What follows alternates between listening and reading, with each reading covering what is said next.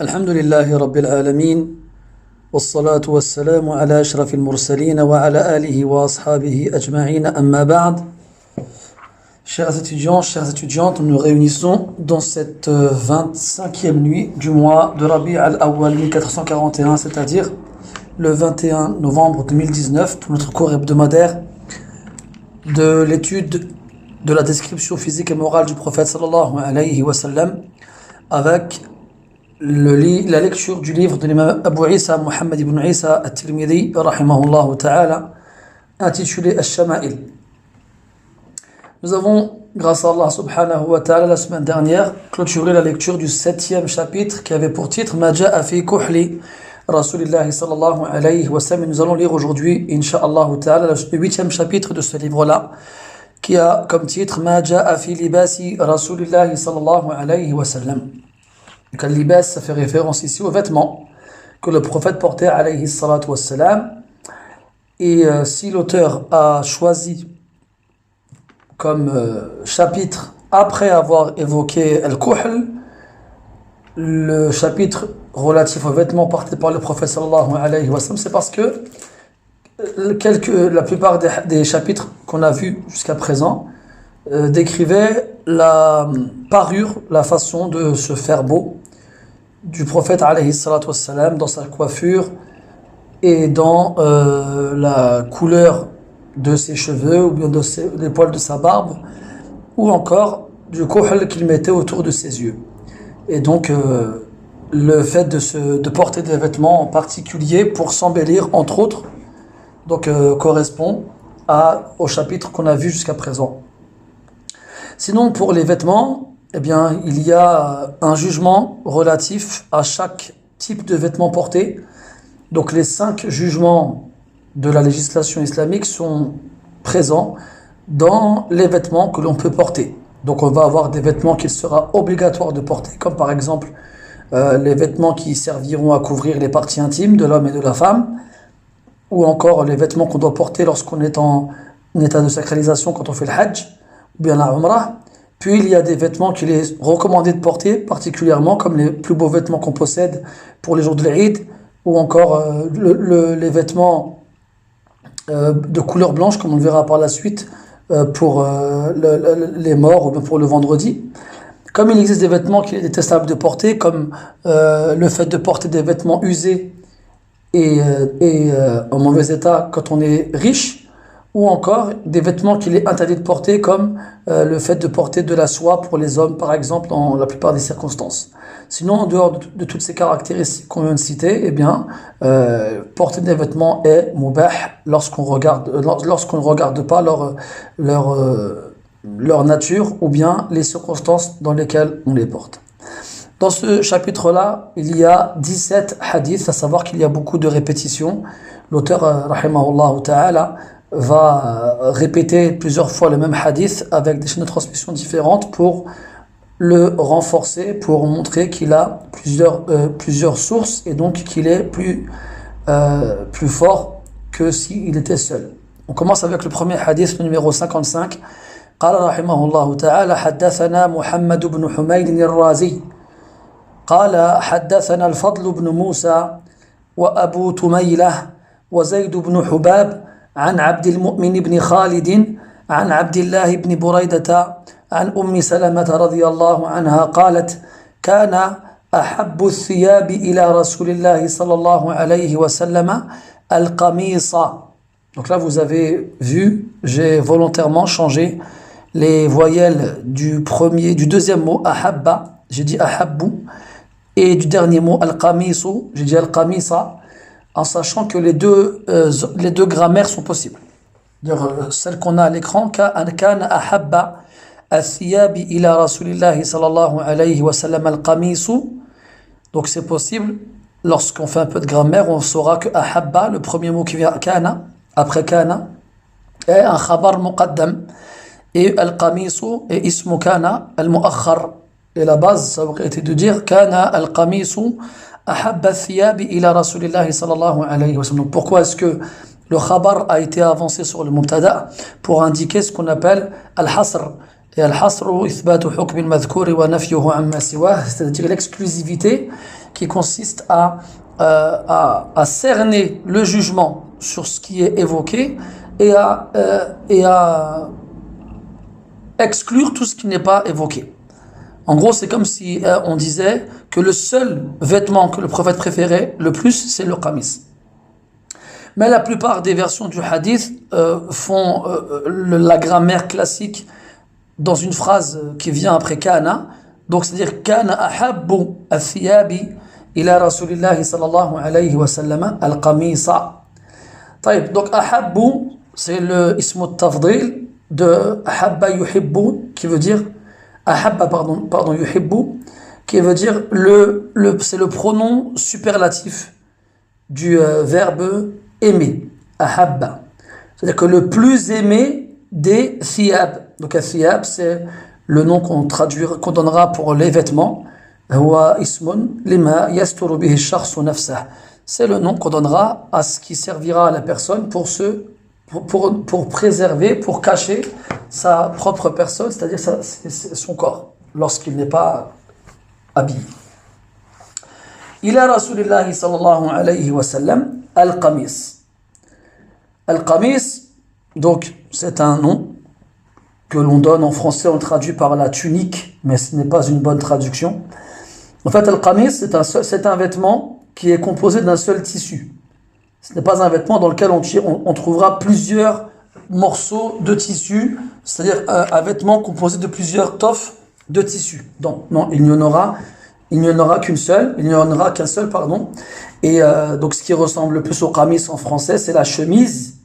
Donc, même si la chemise chez les Français s'arrête à la taille, et bien de la même façon, la chemise chez les Arabes descendait en dessous de la taille.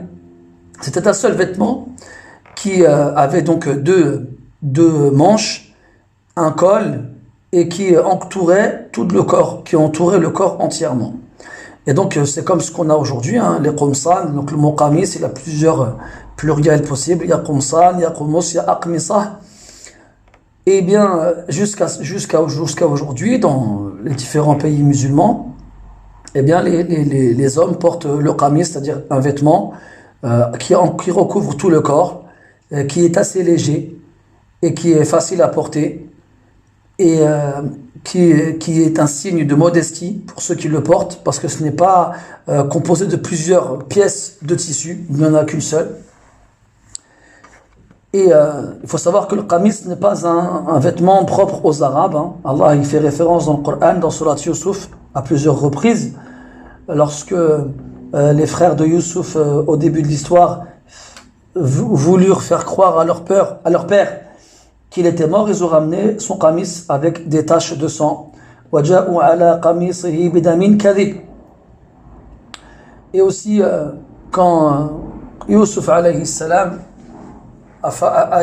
s'est fait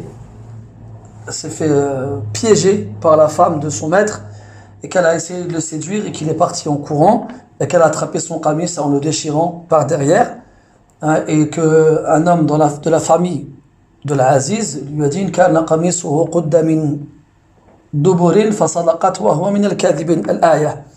Et enfin, à la fin, quand Yusuf dit à ses frères اذهبوا بقميصي هذا. Donc, al-qamis est un vêtement qui n'est pas propre aux Arabes depuis toujours, que ce soit avant l'islam ou après. C'est un vêtement qui était léger, qui couvrait tout le corps, qui indiquait la modestie, parce que la personne qui le portait n'en portait pas d'autre à part celui-ci. C'est-à-dire qu'à partir du moment où on a un vêtement qui couvre notre corps, eh bien, ce n'est pas la peine de le recouvrir d'autres couches de vêtements.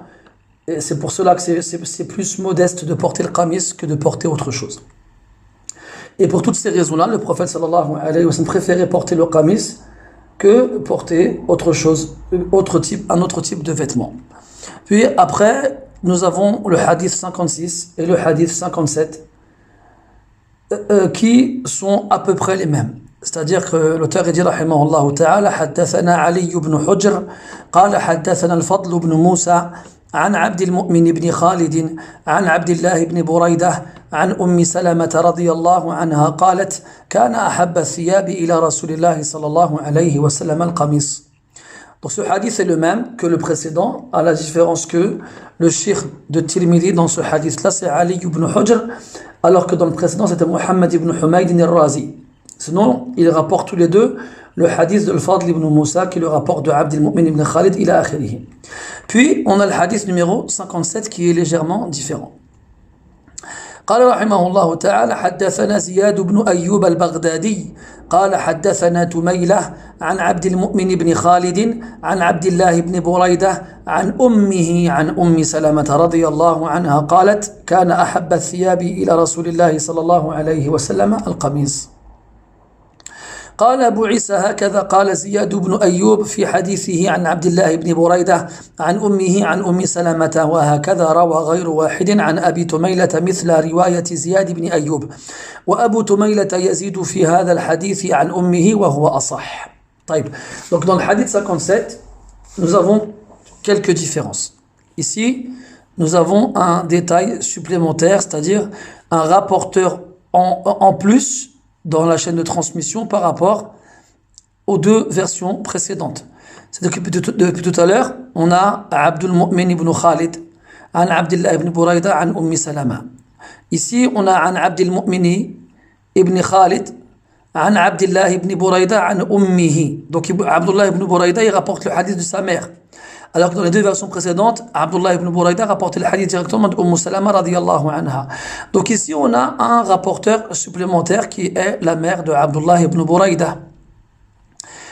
Et après, donc, on a le hadith qui comporte aussi une légère modification. Kana habbu thiyabi ila rasulillahi yalbasuhu al-qamis.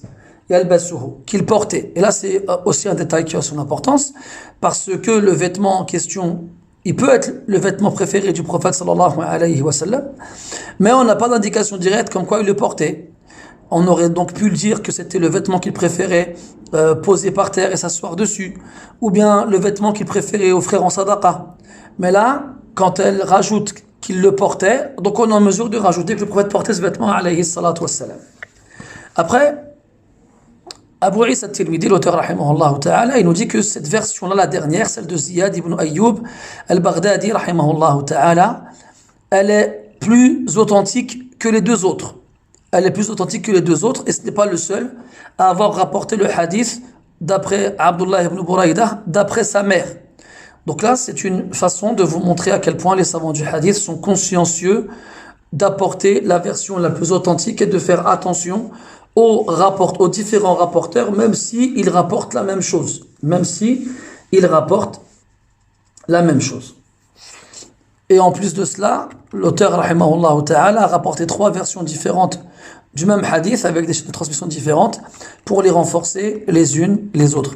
Et même si la mère de Abdullah ibn Burayda n'est pas évoquée dans les 2 autres versions, ça ne veut pas dire pour autant que le hadith n'est pas bon. Parce qu'il est possible que Abdullah ibn Burayda ait rapporté le hadith d'après sa mère, comme il est possible qu'il l'ait rapporté directement de Umm Salama radiyallahu anha. Donc, cette version-là ne vient pas contredire les 2 autres, mais elle vient la préciser.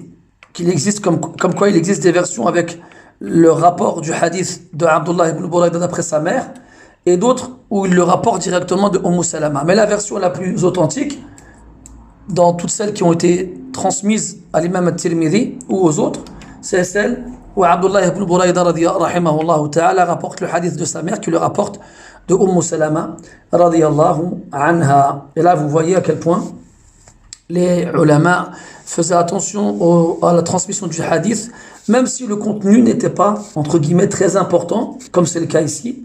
Oui, on sait qu'il est important de savoir quel était le vêtement préféré du prophète alayhi salatu wassalam, mais dans ce genre de hadith, on n'a pas de règles, on n'a pas de loi, on n'a pas de jugement. On a une information concernant le prophète alayhi salatu wassalam. Et pourtant, malgré cela, les savants du hadith faisaient très attention à ce qui était attribué au prophète alayhi salatu wassalam. On passe au hadith suivant, le hadith numéro 58. قال رحمه الله تعالى حدثنا عبد الله بن محمد بن الحجاج قال حدثنا معاذ بن هشام قال حدثني أبي عن بديل يعني بن ميسرة العقيلي عن شهر بن حوشب عن أسماء بنت يزيد رضي الله عنها قالت أو عنهما قالت كان كم قميص رسول الله صلى الله عليه وسلم إلى الرسغ. عفوا. Donc dans le hadith numéro 57, il est rapporté par une sahabiya qui s'appelle Asma bint Yazid. Asma bint Yazid radiyallahu anha est une des femmes de l'époque du prophète sallallahu alayhi wa sallam qui a beaucoup de mérites. Parmi ses mérites, elle fait partie de celles qui ont rapporté le plus de hadiths parmi les femmes de cette époque-là. Elle en rapporte pas moins de 81. Ensuite, elle fait partie des premières à s'être convertie à l'islam parmi les Médinoises. Aussi, elle était connue pour être une femme très éloquente, qui s'exprimait très bien et qui était le porte-parole des femmes à l'époque du prophète sallallahu alayhi wa sallam. Elle aimait énormément le prophète sallallahu alayhi wa sallam et était connue pour avoir une foi très forte, au point où le jour de la bataille de Uhud, son père et son frère moururent dans la bataille. Et lorsqu'on l'informa de la mort de son père et de son frère, elle demanda au sujet du prophète alayhi salatu wassalam, est-ce qu'il allait bien ou non? Et lorsqu'on lui a dit qu'il allait bien, elle a dit, tant que je ne le verrai pas de mes propres yeux, je ne vous croirai pas. Alors lorsqu'ils lui montrèrent le prophète sallallahu alayhi wa sallam, elle a dit cette fameuse phrase très connue, kullu musibatin ba'daka jalal. Toute catastrophe après ta sécurité n'est qu'insignifiante. C'est-à-dire que pour elle, tant que le prophète était en bonne santé et vivant, c'était pas grave si son père et son frère sont morts ce jour-là, car ils sont morts martyrs. Et Asma bint Yazid faisait partie des femmes qui s'occupaient des blessés pendant les batailles. Et elle se contentait pas seulement de s'occuper des blessés, mais si jamais il y avait des gens qui rebroussaient chemin pendant la bataille, elle les repoussait vers le champ de bataille et ne les laissait pas fuir. Et il lui arrivait même aussi de participer à la bataille, comme dans la bataille de la Yarmouk après la mort du prophète sallallahu alayhi wa sallam.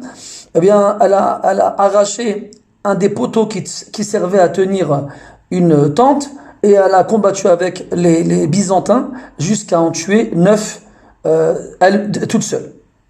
Et enfin, pour finir, Asma bint Yazid radiyallahu anha est la première femme qui a appliqué les règles de la viduité après le divorce.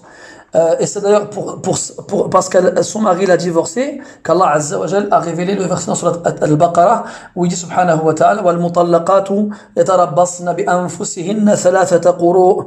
Et avant cela, la viduité, l'idda, la période que la femme doit observer après le divorce, n'avait pas encore été délimitée dans le temps avant le divorce de Asma bint Yazid radiyallahu anha. Donc elle nous dit radiyallahu anha kana kummu rasulillahi ou kana kummu qamisi rasulillahi sallallahu alayhi wa sallam ila ar-rusgh. Al-kum, ce sont les manches. Donc là, après qu'on ait su que le prophète préférait le qamis parmi tous les vêtements, maintenant on va savoir quelle était la forme des manches du qamis du prophète alayhi salatu wassalam. Donc la forme, entre autres la taille. Elle nous dit que la taille des manches du qamis du prophète alayhi salatu wassalam arrivait à Rusr. Rusr, c'est un terme qui fait référence à l'os qu'il y a entre le radius et le cubitus. Donc le radius, c'est l'os qui va en dessous du pouce, et le cubitus est l'os qui suit le petit doigt, l'auriculaire. Et entre les deux, il y a un os, on l'appelle le grand os dans l'anatomie humaine, et on l'appelle en arabe al-rusr. Donc si vous voulez, ça fait référence au poignet. Au poignet, vous avez deux boules en bas de la main, enfin plutôt une qui est protubérante, bien en évidence sur le côté droit, et bien au milieu, c'est ce qu'on appelle al-rusr. Donc les manches du prophète alayhi salatu wassalam arrivaient jusqu'au poignet de sa main. Et il a été rapporté que ça ne dépassait pas son poignet. Même s'il a été rapporté dans certains textes que les manches du prophète arrivaient jusqu'à ses doigts, cette narration est faible, et la majorité des textes qui font référence à la taille des manches du prophète alayhi salatu wassalam indiquent qu'elle s'arrêtait au poignet. Et à partir de là, les savants ont déduit que la sunna dans la taille des manches est qu'elle ne dépasse pas le poignet.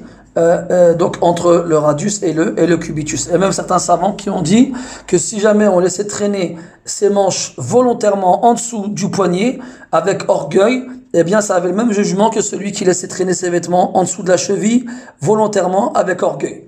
Et si jamais on le fait sans orgueil, que ce soit en dessous de la cheville ou en dessous ou après le poignet, ce sera makruh et pas interdit. Et Allah Ta'ala c'est mieux. On passe au hadith suivant. قوله رحمه الله تعالى حدثنا أبو عمار الحسين بن حريث قال حدثنا أبو نعيم قال حدثنا زهير عن عروة بن عبد الله بن قشير عن معاوية بن قرة عن أبيه رضي الله عنه قال أتيت رسول الله صلى الله عليه وسلم في رهط من مزينة لنبايعه وإن قميصه لمطلق أو قال زر قميصه مطلق قال فأدخلت يدي في جيب قميصه فمسست الخاتم ويجوز فمسست الخاتم. Ce hadith-là, il est rapporté par Muawiyah ibn Qurra d'après son père. Son père, c'est Qurra ibn Iyas ibn Hilal, radiyallahu anhu, un compagnon du prophète sallallahu alayhi wa sallam, qui nous dit être venu voir le prophète sallallahu alayhi wa sallam fi rahtin min muzayna. Ar-raht, en arabe, c'est le nom qu'on donne à un groupe de personnes composé essentiellement d'hommes. Après, les savants divergent sur le nombre de personnes qui composent ce groupe-là. Donc, il y en a qui disent que c'est de 3 à 10. Ça ne dépasse pas 10. Il y en a qui disent que c'est de 3 à 40. Mais il apparaît que c'est plutôt une dizaine de personnes plutôt que 40 personnes. Et Allah Ta'ala, c'est mieux. Donc, c'est comme dans le Coran, Allah Ta'ala dit وَكَانَ فِي الْمَدِينَةِ تِسْعَةُ رَهْطٍ يُفْسِدُونَ فِي الْأَرْضِ وَلَا يُصْلِحُونَ. Donc, un rahat, c'est un groupe de personnes dont le nombre est inférieur à 10 en général. Donc, Qurrat ibn Iyas est venu voir le prophète sallallahu alayhi wa sallam dans un groupe de 10 personnes qui appartenaient à Muzayna. Et Muzayna, c'est le nom d'une tribu qui appartenait à la grande tribu arabe qui s'appelle Mudar. Donc, dans les tribus, on a ce qu'on appelle Al-Afkhad ou Al-Boutoun. Donc, il y a la tribu mère de laquelle découlera des sous-tribus.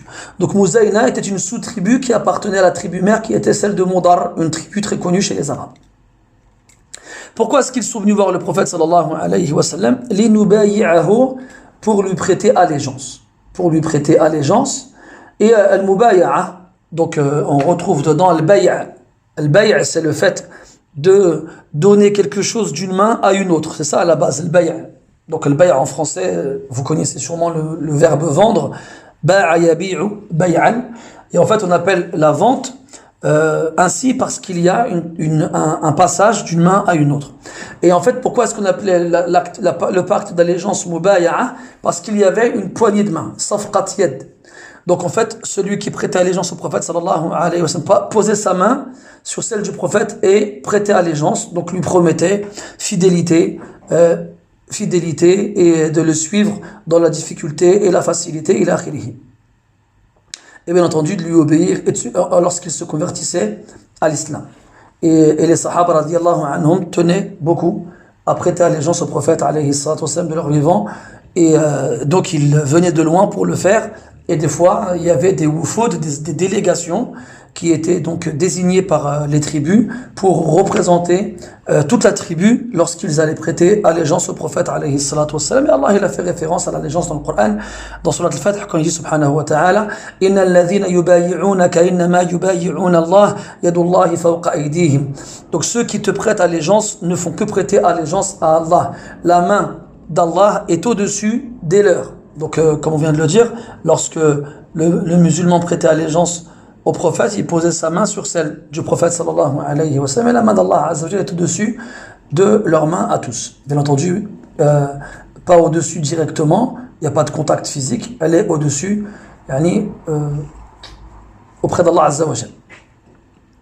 طيب قال وإن قميصه لمطلق أو قال زر قميصه مطلق.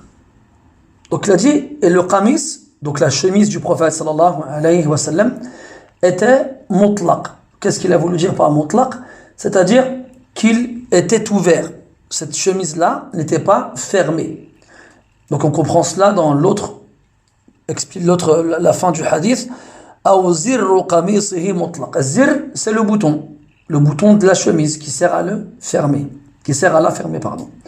Et donc, il y avait des boutons, ou plutôt un bouton à l'encolure de la chemise du prophète, alayhi salatu wassalam, qui était ouvert. Et donc, le qamis, donc l'ouverture du qamis, celle par laquelle on met sa tête dans le vêtement, était plus ouverte qu'à l'accoutumée, vu que le bouton n'était pas fermé. Et ici, quand on a awqal, ça indique la présence d'un doute. Et ce doute-là, il vient d'un des rapporteurs. Et le doute, il vient du shir de l'imam al-Tirmidhi, rahimahullah ta'ala, Abu Ammar al-Husayn ibn Hurayth, rahimahullah ta'ala. Donc généralement, quand le rapporteur avait un doute sur l'exactitude des propos, et qu'il doutait donc entre deux expressions, il citait les deux pour être sûr d'avoir cité la bonne. C'est pour ça que dans beaucoup de hadiths, on trouve awqal, où il a dit, ce qui indique la présence d'un doute. Et pour éviter de rapporter l'expression douteuse et de délaisser la bonne, on rapportait les deux pour être sûr que dans les deux, on trouvait la bonne. Shahid, c'est que le qamis du prophète avait des boutons. Donc ça, c'est l'information supplémentaire qu'on a depuis tout à l'heure. Donc on sait que le qamis était son vêtement préféré. On sait que c'était le vêtement qu'il préférait porter. Et on sait que les manches s'arrêtaient donc au niveau du poignet. Et là, on sait que son qamis avait des boutons qui servaient donc à le fermer. Et que ces boutons-là n'étaient pas tout le temps fermés. Des fois, ils étaient ouverts. Et qu'est-ce qu'il a fait? Qurrat ibn Iyas, radiyallahu anhu, il a dit « Fadkhaltu yadi fi jaybi qamisihi » Al-Jayb, aujourd'hui, en arabe, quand on parle de Jayb ou bien de Jib, ça fait référence à la poche. Et c'est un des sens qu'on trouve pour ce mot en arabe. Mais ce n'est pas ça qui est voulu ici. Al-Jayb ici, c'est l'encolure du vêtement. Celle qui entoure donc le trou dans la chemise par lequel on enfile la tête. Donc d'où l'encolure, le col. Donc celle qui entoure le cou.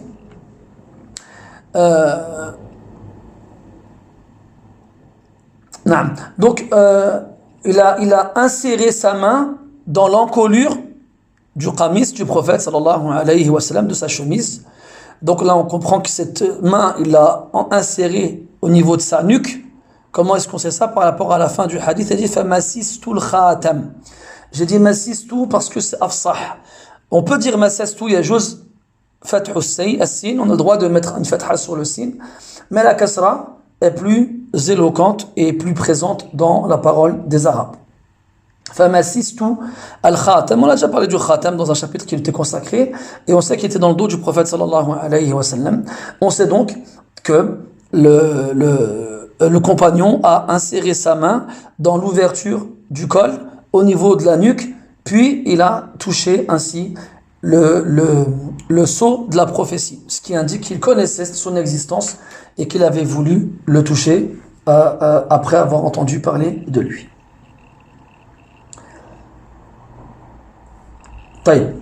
On passe au hadith suivant, le hadith numéro 60.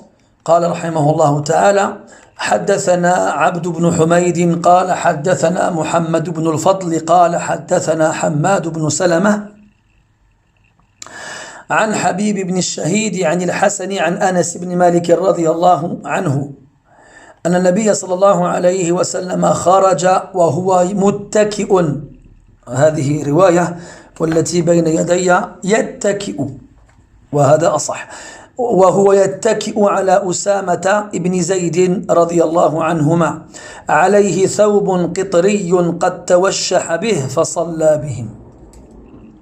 Dans le hadith 60, qui est rapporté par Anas ibn Malik radiyallahu anhu, il nous informe que le prophète sallallahu alayhi wa sallam est sorti de chez lui, kharaja donc min baytihi, de chez lui, wa huwa yattaki'u. Donc vous avez à l'écran muttaki'un, et il faut savoir qu'il y a deux versions, yattaki'u le verbe et muttaki'un le nom, et que la version la plus entre guillemets authentique, la plus fiable est celle avec le verbe yattaki'u.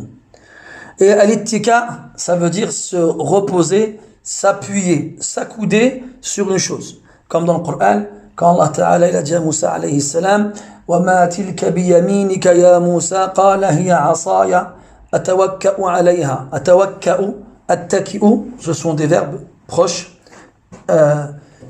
et qui se ressemblent. Ça veut dire s'appuyer sur, se reposer sur. Donc le prophète est sorti de chez lui en s'appuyant, en se reposant sur Usamata ibn Zayd. Usama ibn Zayd est le fils de Zayd ibn al-Haritha et de Ayman radiyallahu anil jami'. Et comme le prophète aimait beaucoup Zayd ibn al-Haritha, il aimait encore plus son fils Usama. Et il l'appelait Al-Hibbu ibn al-Hib. Donc c'était quelqu'un que le prophète aimait énormément, qui était très jeune. Il avait à peine une quinzaine d'années à la mort du prophète alayhi salatu wassalam. Et pourtant, on lui a confié de grandes responsabilités, notamment on l'a mis à la tête d'une armée dans laquelle se trouvait Omar ibn al-Khattab radiyallahu anil jami'. On aura l'occasion de reparler d'Oussama une autre fois, incha'Allah ta'ala. Donc pourquoi est-ce que le prophète sallam il est sorti de chez lui en s'appuyant sur Oussama ibn Zayd? Dans une autre version du hadith, il y avait avec Oussama Al-Fadl ibn Abbas, le frère de Abdullah radiyallahu anil jami'.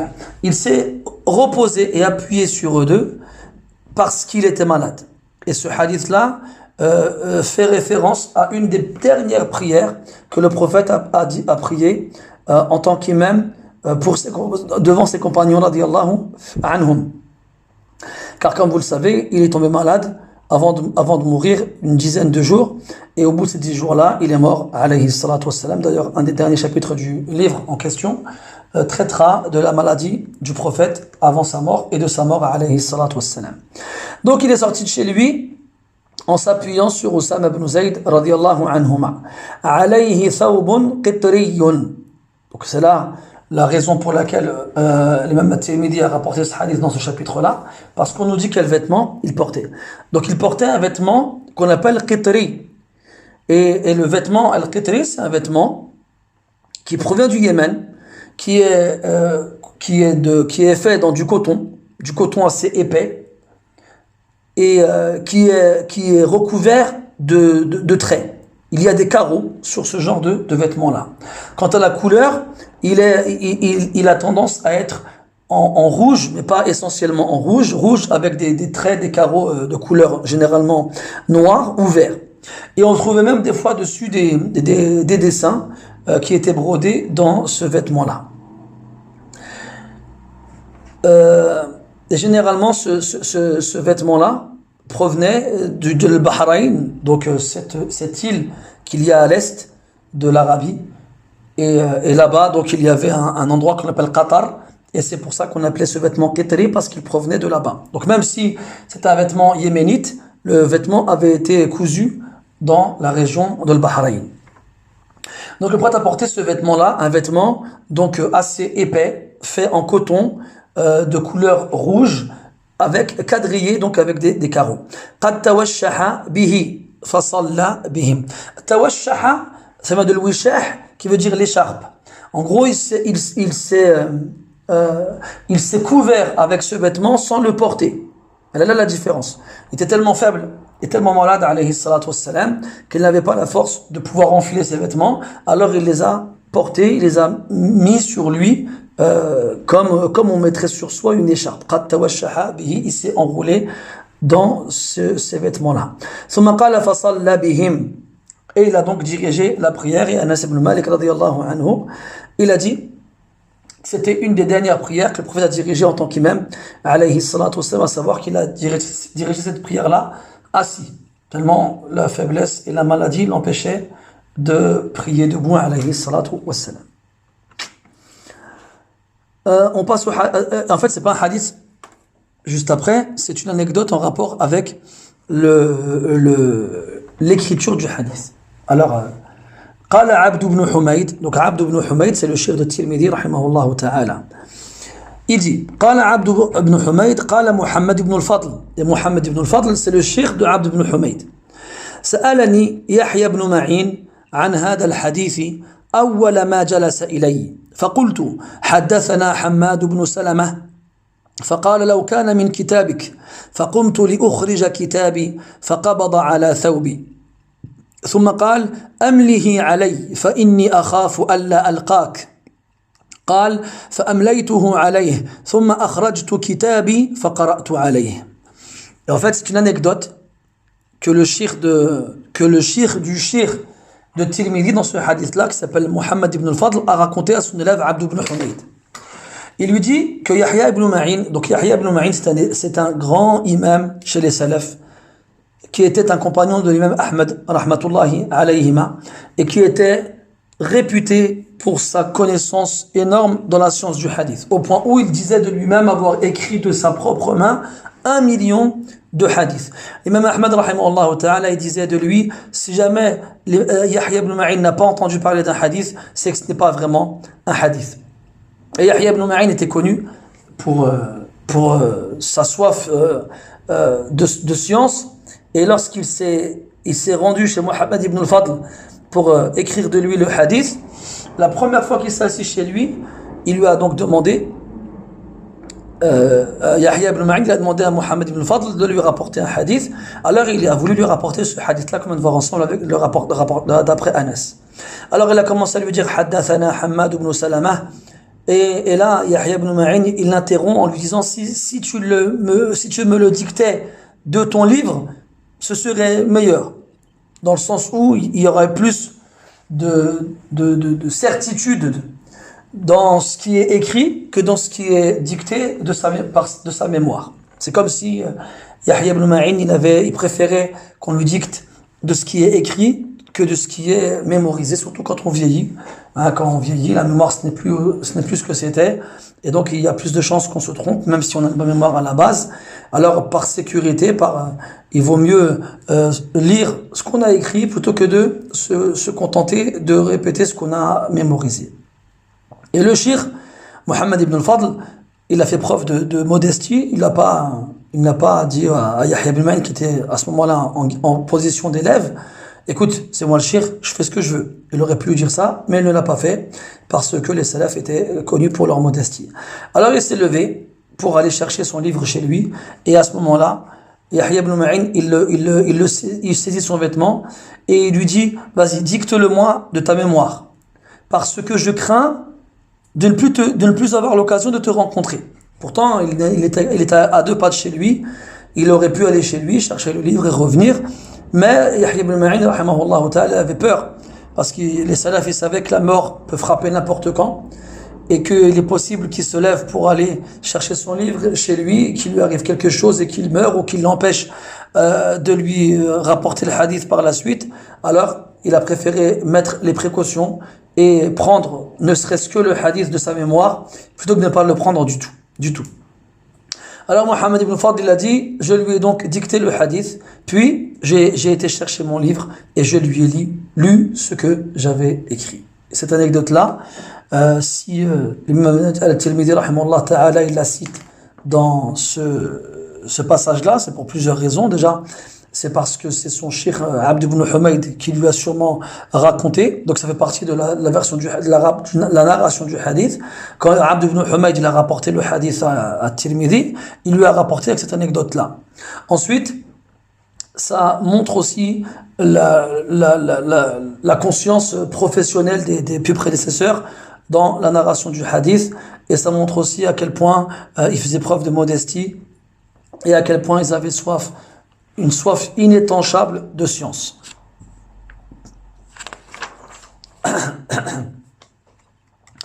On passe au hadith suivant, le hadith 61.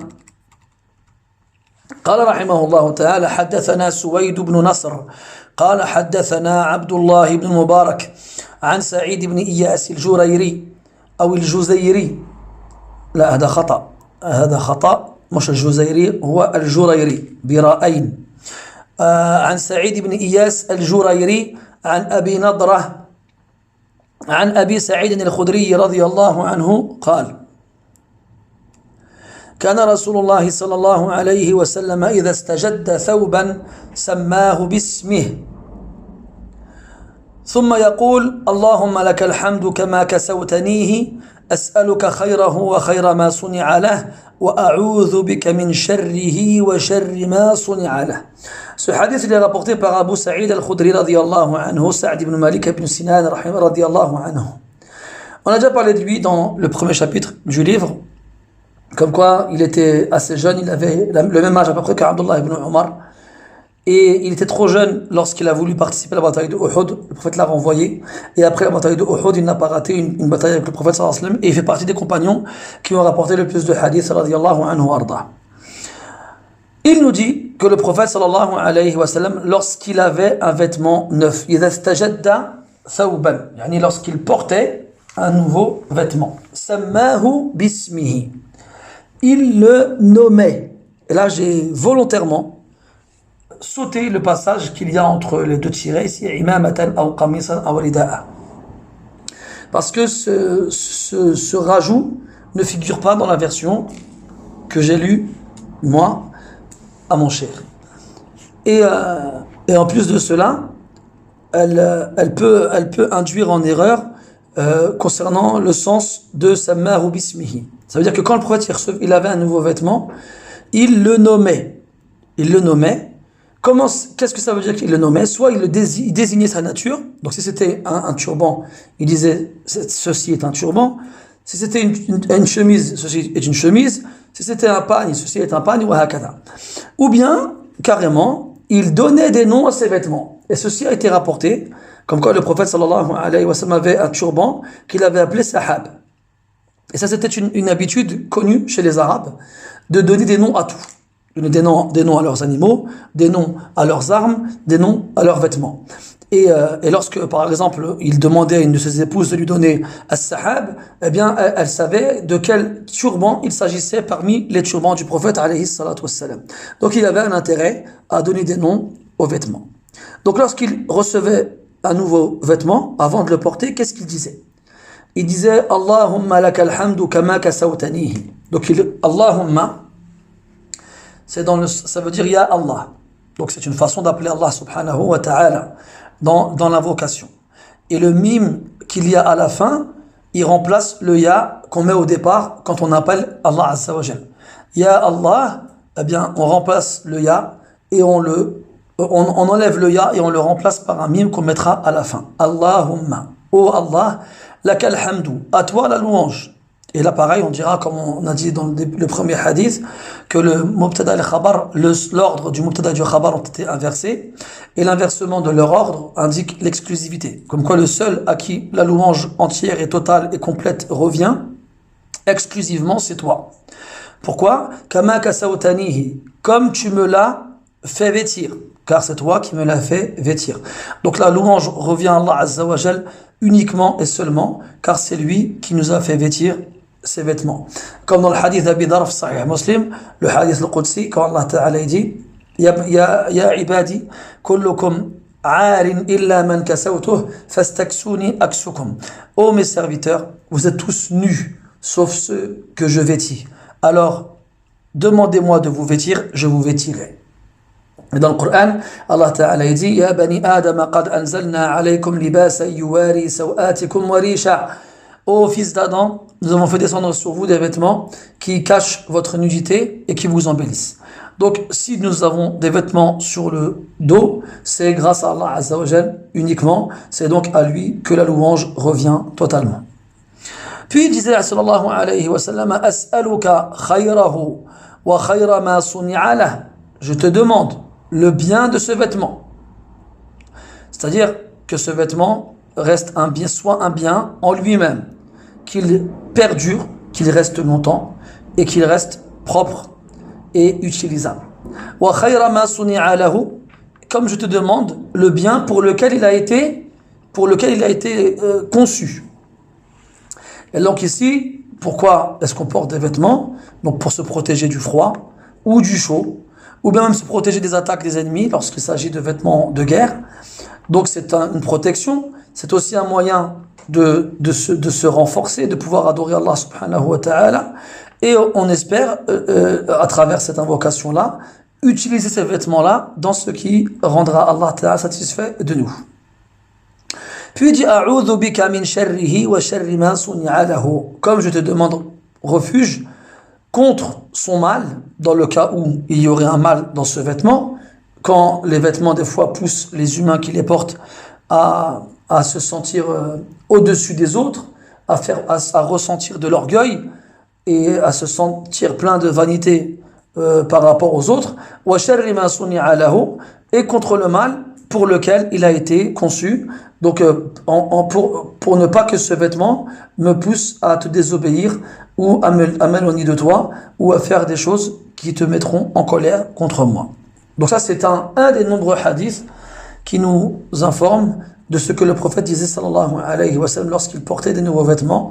Sinon, il existe beaucoup de hadiths qui nous parlent d'autres invocations que le prophète disait sallallahu alayhi wa sallam lorsqu'il portait de nouveaux vêtements, comme le hadith rapporté par Anas chez le Hakim et d'autres, comme quoi il disait sallallahu alayhi wa sallam Alhamdulillahi alladhi kasani hadha wa razaqanihi min ghayri hawlin minni wa la quwwa, que soit loué Allah, celui qui m'a vêtu de cela et qui me l'a offert sans aucune force de ma part ou moyen.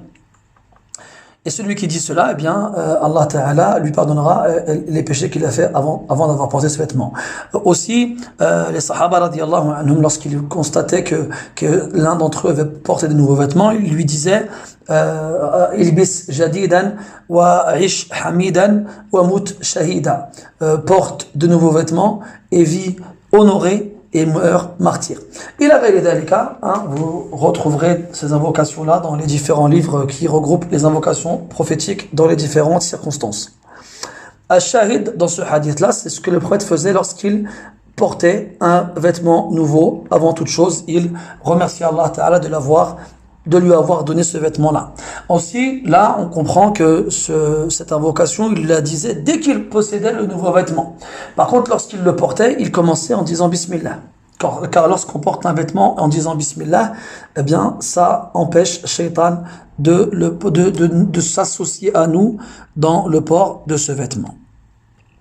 On passe au hadith suivant, le hadith 62, قوله رحمه الله تعالى حدثنا هشام بن يونس الكوفي قال أنبأنا ويجوز أخبرنا وكما يجوز حدثنا القاسم بن مالك المزني عن الجريري عن أبي نضرة عن أبي سعيد الخدري عن النبي صلى الله عليه وسلم نحوه.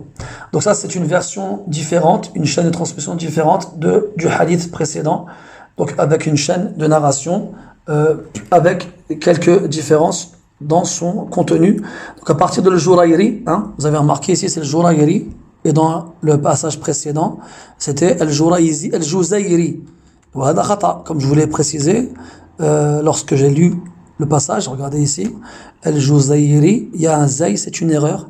En fait, il n'y a pas de point, c'est al-Jurayri. Et dans le hadith 62, justement, lorsqu'on a la chaîne de transmission différente, avec les mêmes rapporteurs à partir de al-Jurayri, on n'a plus de zay, c'est devenu al-Jurayri. Et c'est ça, le nom qui est juste. L'autre, c'était une erreur d'impression. On passe au hadith suivant, le hadith 63, قوله رحمه الله تعالى حدثنا محمد بن بشار قال أنبأنا معاذ بن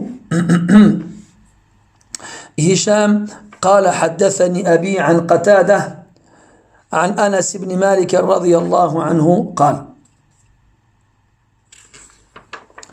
كان أحب الثياب إلى رسول الله صلى الله عليه وسلم يلبسه الحبرة. Donc ce hadith-là ressemble au premier qu'on a vu dans le début du chapitre, à une exception près à la fin de celui-ci. Donc il nous dit Anas ibn Malik radiyallahu anhu que le vêtement que le prophète aimait le plus porter, c'était al-hibara. Et al-hibara, ici il faut comprendre de quoi il s'agit. Al-hibara, ce n'est pas un vêtement différent du qamis, c'est un type de vêtement qui vient donc du Yémen, qui était quadrillé, donc qui avait des carreaux, ou bien des traits. C'était un vêtement qui était embelli, très beau.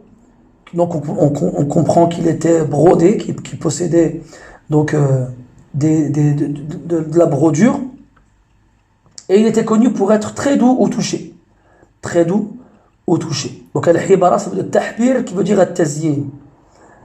Et chez les Salaf, ou plutôt chez les Arabes, pardon, les vêtements qu'ils préféraient porter, c'était al-hibara. Mais al-hibara, ce n'est pas le nom d'un vêtement différent.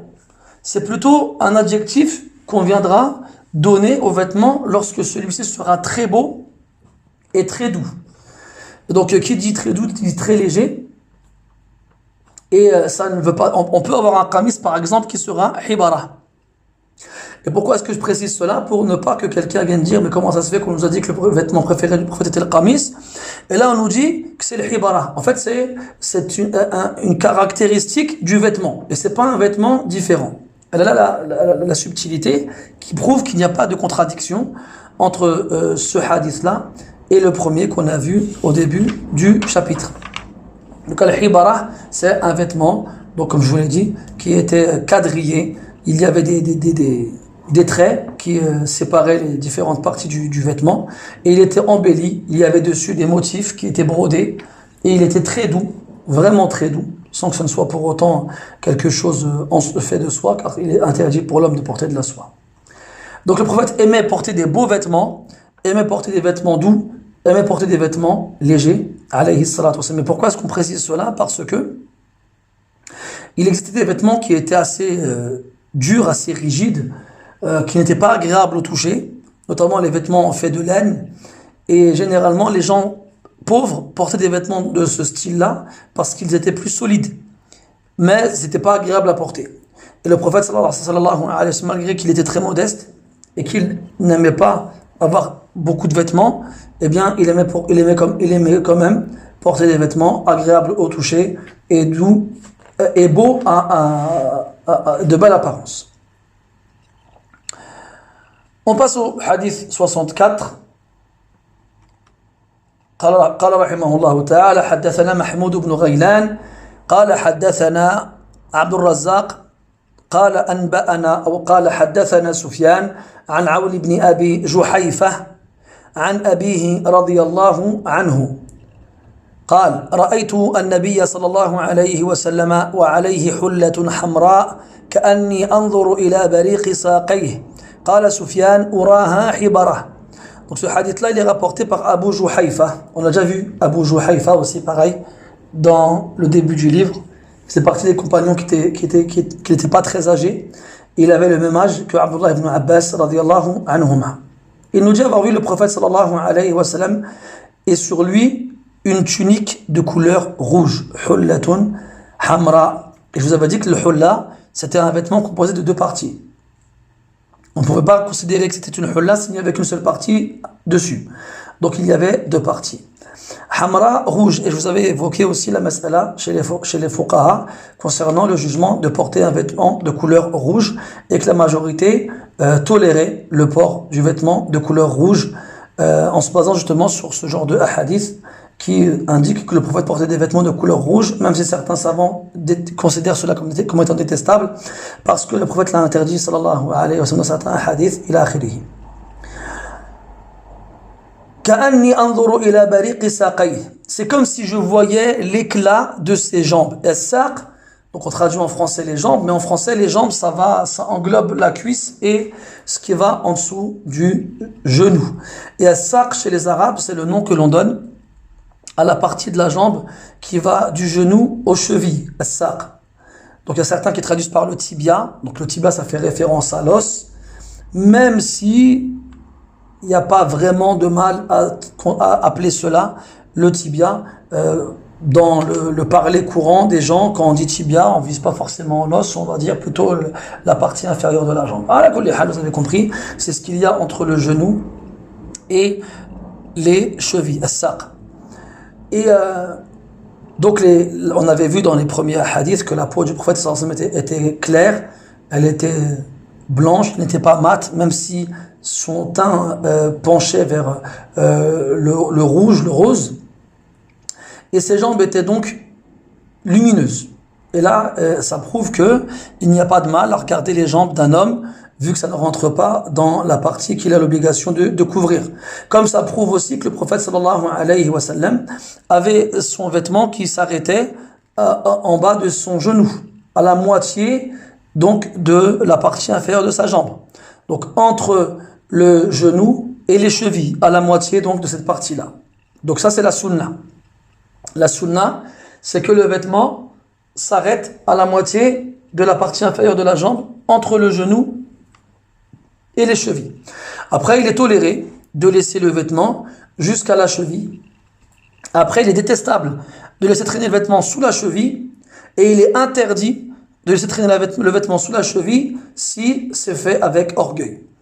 Et pour les femmes, eh bien, il est toléré pour la femme de laisser traîner ses vêtements sous la cheville d'une coudée, et en dessous de cela, si c'est fait avec orgueil, ce sera alors détestable. Taïb. Soufiane, donc celui qui rapporte le hadith, Soufiane al-Thawri, rahimahullah ta'ala, il dit Uraha hibara. Donc lui il dit je pense que la tunique rouge du prophète était hibara, c'est-à-dire elle était quadrillée. Elle n'était pas rouge complètement. Pourquoi est-ce que Soufiane al-Thawri, rahimahullah ta'ala, il a rajouté cela? Parce que Soufiane al-Thawri faisait partie de ceux qui voyaient qu'il était interdit pour l'homme de porter du rouge khalis complet, auquel ne se mélange pas une autre couleur. C'est pour ça qu'il a précisé ici, il a interprété le hadith en disant que le vêtement n'était pas rouge complètement. Et là, ça revient à ce qu'Ibn Qayyim, rahimahullah ta'ala, disait aussi dans Zad al-Ma'ad, et il a farouchement défendu cet avis-là, en disant que tous les hadiths qui disent que le prophète portait des vêtements de couleur rouge doivent être interprétés comme quoi ce n'était pas du rouge complet, parce qu'il a interdit de porter du rouge. Mais, comme on l'a dit, la plupart des savants n'ont pas compris cela ainsi. Ils ont compris que l'interdiction n'était pas formelle, comme ils ont même compris des fois que l'interdiction n'était pas réelle, et que les textes qui font référence sont faibles. Et Allah Ta'ala, il sait mieux. On passe au hadith suivant, le hadith numéro 65. قال رحمه الله تعالى حدثنا علي بن خشرم قال حدثنا عيسى بن يونس عن إسرائيل عن أبي إسحاق عن البراء بن عازب رضي الله عنه قال ما رأيت أحدا من الناس أحسن في حلة حمراء من رسول الله صلى الله عليه وسلم إن كانت جمته لتضرب قريبا من منكبيه. Donc ce hadith là on l'a déjà vu aussi dans le premier chapitre. Il est rapporté par Al-Bara ibn Azib. Al-Bara radiyallahu anhu aussi faisait partie des compagnons qui n'étaient pas très âgés à l'époque du prophète sallallahu alayhi wa sallam. Il a dit, je n'ai jamais vu quelqu'un parmi les gens plus beau dans un vêtement rouge que le prophète sallallahu alayhi wa sallam. Et le prophète, on peut dire qu'il était le plus beau des gens, quel que soit le vêtement qu'il portait, quelle que soit la couleur de ce vêtement-là, alayhi salatu wassalam. Après, il finit en disant que la coiffure du prophète, donc derrière, frappait légèrement ses épaules. Et ça, on a parlé aussi de la coiffure du prophète sallallahu alayhi wa sallam dans un chapitre qui était consacré à ce sujet-là. Et donc, les deux derniers hadiths, le hadith de Abu Juhayfa et de Al-Bara ibn Azib, ont pour but de nous informer de deux choses. La première, c'est que le prophète portait des hullas, donc ce vêtement composé de deux pièces de tissu, et qu'il était de couleur rouge, et que soit ces couleurs n'étaient pas complètes, absolues, et qu'il y avait un quadrillage, donc qui venait se joindre à la couleur rouge, ou soit il était rouge de façon complète et absolue.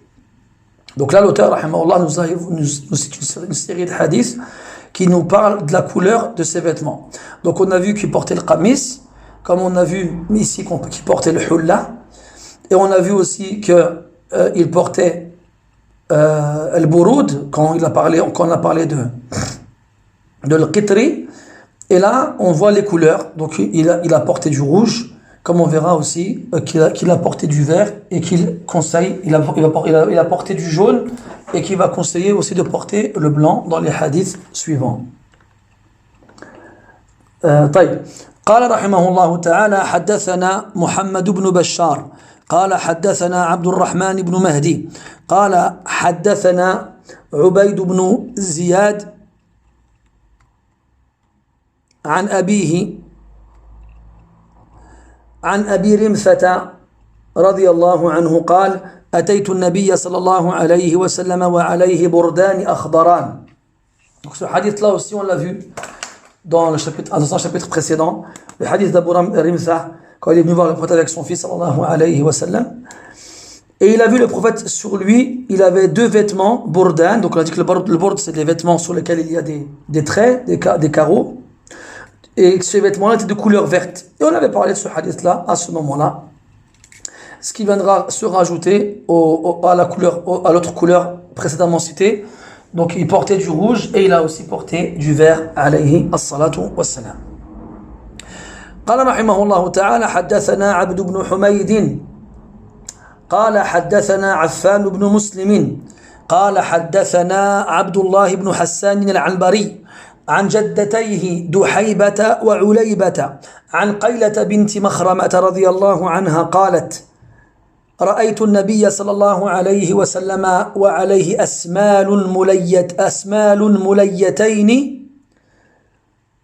أسمال مليتين كانتا بزعفران وقد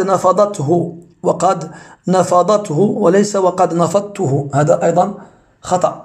وفي الحديث قصة طويلة. طيب, le hadith il est rapporté par une sahabia qui s'appelle Qayla bint Makhrama radiyallahu anha. Je n'ai pas trouvé à son sujet de détails concernant sa biographie. Elle nous dit avoir vu le prophète sallallahu alayhi wa sallam, sur lui asmal mulayyatayn. Al-asmal, c'est le pluriel de samal. Samal, et ce sont des vêtements, c'est le nom qu'on donnait aux vêtements usés. C'était un nom qu'on donnait à un vêtement usé, vieux. Ce n'est pas un vêtement neuf. Wa mulayyatayn, donc c'est le duel de l'mulayya, qui est le tasghir, le diminutif de mula'a. Et al-mula'a, c'est un vêtement qui sert à couvrir le bas du corps et qui ne va pas être joint par un fil. Donc pour joindre deux parties d'un tissu pour en faire un vêtement, on les coud avec du fil. Eh bien, al-mula'a, ce sont des pièces de tissu dont on va se servir pour couvrir le bas du corps sans que ces vêtements-là ne soient cousus par un fil. C'est ça le mula'a. Donc, elle nous dit, radiyallahu anha, que le prophète il avait 2 pièces de tissu assez usées, non cousues, qui étaient teintes avec du safran. Kanata biza'faran. Qad nafadatuhu. Donc là, vous avez à l'écran nafadtuhu, avec la damma sur le ta, qui pourrait faire comprendre que c'est elle qui les a, comment on pourrait dire ça en français? Quand on a un vêtement qui vient d'être lavé, eh bien on a tendance à le frotter, ou bien plutôt on le dit ça aussi en arabe dialectal aujourd'hui. Donc on va le secouer assez énergiquement pour soit faire partir l'eau quand il est encore mouillé, ou bien pour faire partir les différentes saletés qui pourraient se trouver dessus.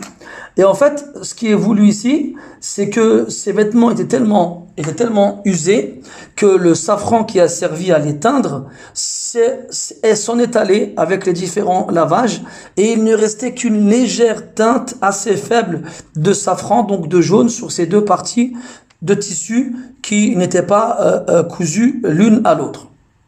Et ça nous fait comprendre quoi ici?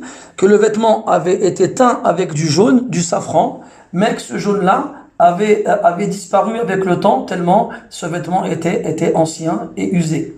Et donc là, ce qui est voulu, c'est nous faire comprendre que le vêtement avait une couleur légèrement jaune, et ça nous fait comprendre que l'interdiction concernant le fait de porter du vêtement muza'afar, teint au safran, concerne le cas où le jaune est vraiment visible, est vraiment apparent. Si jamais il est vieux et faible, alors ça n'est plus interdit, dans le cas où on dirait que c'est interdit. Puis il a dit en finissant, wa fil hadith qissatun tawila, ça veut dire que cette partie qui a été rapportée par At-Tirmidhi n'est qu'une partie d'un long hadith, d'une longue histoire qui n'est pas rapportée dans ce livre-là. On va finir le chapitre, Inch'Allah ta'ala, il reste juste 2 ou 3 hadiths, et après je vous libérerai. قال رحمه الله تعالى dans le hadith numéro 68, حدثنا قتيبة بن سعيد قال حدثنا بشر بن المفضل عن عبد الله بن عثمان بن خثيم عن سعيد بن جبير عن ابن عباس رضي الله عنهما قال قال رسول الله صلى الله عليه وسلم عليكم بالبياض من الثياب ليلبسها أحياؤكم وكفنوا فيها موتاكم فإنها من خير ثيابكم من خيار ومن خير ثيابكم. On passe au hadith suivant, le hadith 68 rapporté par Ibn Abbas radiyallahu anhuma, où le prophète sallallahu alayhi wa sallam alaykum bil bayad min al-thiyab. Alaykum yani ilzamu, c'est-à-dire prenez le blanc parmi vos vêtements. Donc c'est un ordre et pourtant les savants n'en ont pas déduit l'obligation, mais plutôt le caractère recommandé parce qu'il concerne les bienséances et pas les adorations. Donc prenez le blanc dans vos vêtements, que vos vivants le portent, ils portent les vêtements de couleur blanche, et enveloppez vos morts dans les linceuls de cette couleur. Et pareil, ce n'est pas une obligation, mais c'est très recommandé. Pourquoi? Pour quelle raison? فَإِنَّهَا مِنْ خَيْرِ ثِيَابِكُمْ. Donc la version que j'ai moi, c'est min khayri, وَيَجُوز min khiyari, c'est une autre version, même si l'autre est plus fiable, et Allah Ta'ala, c'est mieux. Donc on a dit plusieurs choses, que ce n'est pas un ordre, mais que c'est quelque chose de très recommandé. Et dans ce hadith-là, nous n'avons pas le caractère explicite que le prophète a porté du blanc. Il nous demande de le porter en nous disant que c'est le meilleur de nos vêtements, qu'on soit vivant ou qu'on soit mort, mais sans nous indiquer est-ce qu'il le portait ou non. Et il a été rapporté de façon donc claire dans Sahihain d'après Abu Dharr radiyallahu anhu qu'il a vu le prophète sallallahu alayhi wa sallam porter des vêtements de couleur blanche. Donc le prophète nous a demandé de porter des vêtements de couleur blanche, et on a lui-même porté alayhi salatu wassalam, et comme il a porté du rouge, comme il a porté du vert, comme il a porté du jaune assez faible, et on verra par la suite qu'il a aussi porté du noir alayhi salatu wassalam. Et on avait vu ensemble que on n'avait pas encore vu, mais le blanc fait partie des vêtements à porter notamment lors des occasions dans notre religion, comme les fêtes de l'Eid al-Adha ou Eid al-Fitr, ou encore lorsque c'est le vendredi, ou lorsqu'il y a une occasion souhaitable et joyeuse chez les musulmans. On passe au hadith suivant, le hadith numéro 69. قال رحمه الله تعالى حدثنا محمد بن بشار قال حدثنا عبد الرحمن بن مهدي قال حدثنا سفيان عن حبيب بن أبي ثابت عن ميمون بن أبي شبيب عن سمرة بن جندب رضي الله عنه قال رسول الله صلى الله عليه وسلم البسوا البياض فإنها أطهر وأطيب وكفنوا فيها موتاكم. Donc سمرة بن جندب رضي الله عنه est un compagnon du prophète sallallahu alayhi wa sallam, connu pour sa véracité, était connu aussi pour être un homme intègre à qui on pouvait faire confiance, et il faisait partie des savants chez les compagnons radiyallahu anhum qui ont rapporté beaucoup de hadiths du prophète sallallahu alayhi wa sallam. Il nous a dit que le prophète sallallahu alayhi wa sallam nous a ordonné de porter du blanc, et là comme on l'a dit tout à l'heure, ce n'est pas un ordre duquel on comprendra l'obligation, mais plutôt la recommandation. Et il a précisé en disant que c'était les vêtements les plus purs, dans le sens c'était les plus propres, at-tahar. Ou atyab, et les meilleurs, les plus beaux, les plus bons. Pourquoi? Parce que le vêtement, lorsqu'il est de couleur blanche, justement, il indique la propreté de la personne. Parce que si jamais le vêtement est taché alors qu'on porte du blanc, la tache apparaîtra directement. Et si jamais quelqu'un porte un vêtement blanc, eh bien, on sera en mesure de dire qu'il est propre, parce que le vêtement, lorsqu'il est sale, ça se voit directement. Et donc si jamais le vêtement il est propre, alors forcément il sera bon. C'est pour ça qu'il a dit فَإِنَّهُ أَطْهَرُ وَأَطْيَبُ وَكَفِّنُوا فِيهَا مَوْتَاكُمْ, et aussi envelopper dans le blanc vos morts. Et c'est pour ça que la sunna chez les musulmans, c'est de se servir de drap blanc comme linceul pour envelopper les morts. Et il a été dit que c'est la couleur qui sied le mieux aux anges qui récupéreront l'âme du défunt. Et Allah Ta'ala, c'est mieux. On passe au hadith 70. قال رحمه الله تعالى حدثنا أحمد بن منيع قال حدثنا يحيى بن زكريا ابن أبي زائدة قال حدثنا أبي عن مصعب بن شيبة عن صفية بنت شيبة عن عائشة رضي الله عنها قالت خرج رسول الله صلى الله عليه وسلم ذات غداة وعليه مرط من شعر أسود يجوز أسود ويجوز أسود. Donc Aïcha radiallahu anha nous dit que le prophète sallallahu alayhi wa sallam est sorti un matin, ذات غداة يعني une matinée, وعليه مرط. Al-mirt, c'est un vêtement très large et très long qui est fait généralement dans un tissu assez épais. Donc soit c'était de la laine, soit c'était fait avec la fourrure de certains animaux. Et ce vêtement-là, donc il a dit min sha'r, donc il a précisé ici que ça venait des cheveux, des poils de certains animaux. Soit c'était la fourrure du chameau ou encore la laine du mouton, et Allah Ta'ala c'est mieux, et que c'était de couleur noire. Donc ça correspond à ce que je vous ai dit tout à l'heure, comme quoi le prophète sallallahu alayhi wa sallam avait des vêtements de couleurs variées, du blanc, du rouge, du jaune, du vert, du noir. On passe au dernier hadith de ce chapitre-là. قوله رحمه الله تعالى حدثنا يوسف بن عيسى قال حدثنا وكيع قال حدثنا يونس بن أبي إسحاق عن أبيه عن الشعبي عن عروة بن المغيرة بن شعبة عن أبيه رضي الله عنه أن النبي صلى الله عليه وسلم لبس جبة رومية ضيقة الكمين. المغيرة بن شعبة رضي الله عنه était accompagné du prophète sallallahu alayhi wa sallam qui était connu pour sa malice et son intelligence. Il faisait partie de ceux qui avaient le privilège de servir le prophète sallallahu alayhi wa sallam. Il lui versait l'eau pour qu'il puisse faire ses ablutions. Et il était aussi parmi sa garde rapprochée et entre guillemets ses gardes du corps. Et il y a une longue histoire sur Al-Mughira ibn Shu'ba, entre autres, parmi ses caractéristiques qui le distinguent des autres, c'est que c'était un homme, entre guillemets, un homme à femme, c'est un homme qui se mariait beaucoup et qui divorçait beaucoup. Pas longtemps avant de mourir, on lui a demandé combien de fois tu t'es marié, il a dit j'ai arrêté de compter après 70. Ala kulli hal, il nous dit que le prophète sallallahu alayhi wa sallam, il a porté un vêtement qu'on appelle le jubba. Donc le jubba, c'est un vêtement qui est connu aujourd'hui encore aussi, qui est composé de deux parties, et qui généralement est rembourré. C'est un vêtement assez épais qu'on met quand il fait froid. Et le prophète il a mis ce genre de vêtement-là, alors qu'il était en voyage et qu'il se rendait à Tabouk, qui se trouve dans le nord de l'Arabie, pas loin de la frontière jordanienne, où il fait beaucoup plus froid qu'à Médine et à Mecca.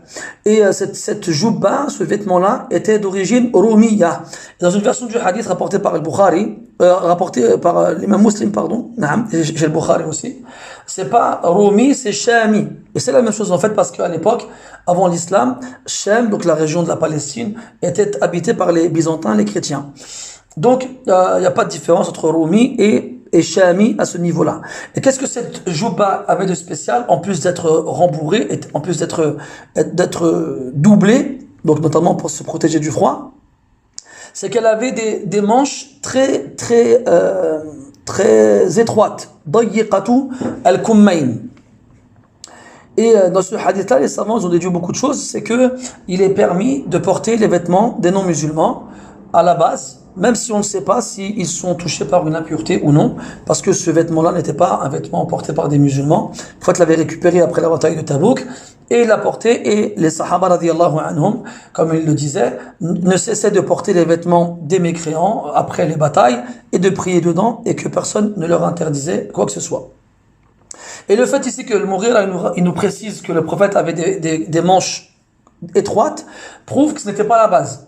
Et que la base, c'est que les manches étaient larges comme on a pu le voir au départ, et s'arrêtaient au poignet du prophète alayhi salatu wassalam. Et certains savants ont dit que quand le prophète était en voyage, il préférait prendre des vêtements aux manches étroites, et lorsqu'il était chez lui en résidence, eh bien, il préférait avoir des manches de taille plus large. Et ces derniers hadiths du bab, et même si le prophète sallallahu alayhi wa sallam était connu pour sa modestie et pour son détachement vis-à-vis de ce bas monde, et pour son désintérêt des choses qui peuplent le cœur des humains en général, notamment dans les beaux vêtements ila akhirihi, et que la majeure partie du temps le prophète portait des vêtements assez simples et assez modestes, Eh bien, les différents hadiths que nous venons de lire prouvent que le prophète sallallahu alayhi wa sallam aimait la variété et qu'il aimait porter des vêtements de différents types, comme il aimait porter des vêtements de différentes couleurs, comme il aimait porter des vêtements de différentes caractéristiques, ce qui prouve qu'il y a dans tout cela la sunna du prophète alayhi as-salatu was-salam. Et il ne faut pas oublier que le prophète sallallahu alayhi wa sallam, il a dit à ses compagnons radiyallahu anhum que celui qui a dans son cœur l'équivalent d'un grain de maïs ou l'équivalent d'une fourmi d'orgueil ne rentrera pas au paradis. Les sahaba radiyallahu anhum, ils ont eu peur, ils ont dit mais l'un d'entre nous aime avoir de beaux vêtements et de belles chaussures. Et le prophète il a dit Allah il est beau et il aime la beauté. Ce n'est pas ça l'orgueil. L'orgueil c'est de refuser la vérité et de dénigrer les gens. Ce qui prouve que donc aimer avoir de beaux vêtements, aimer avoir de belles chaussures ne rentre pas dans l'orgueil à partir du moment où on ne se sent pas meilleur que les autres à cause des vêtements que l'on porte. C'est des choses que les gens font aujourd'hui lorsqu'ils portent des vêtements de marque d'un certain prestige, d'un certain prix. Alors parce qu'ils portent des vêtements que les gens ne portent pas, ils se sentent meilleurs qu'eux et là on rentrera dans l'orgueil qui est interdit. En dehors de cela, il n'y a pas de mal à porter des beaux vêtements tant qu'on n'exagère pas dans leur prix ou tant qu'on se sent pas meilleur que les autres lorsqu'on les porte. Et Allah Ta'ala, il sait mieux. Et on s'arrête ici pour aujourd'hui, Inch'Allah Ta'ala. Et on demande à Allah Azza wa Jalla de nous permettre de suivre son prophète et son messager de la meilleure façon. Alayhi salatu wassalam. Subhanakallahumma wa bihamdika ashhadu an la ilaha illa ant. Nastaghfiruka wa natubu ilaik. Wa sallallahu ala nabiyyina Muhammadin wa ala alihi wa ashabihi ajma'in. Walhamdulillahi rabbil alamin. Wa barakallahu fikum. Wassalamu alaykum wa rahmatullahi wa barakatuh.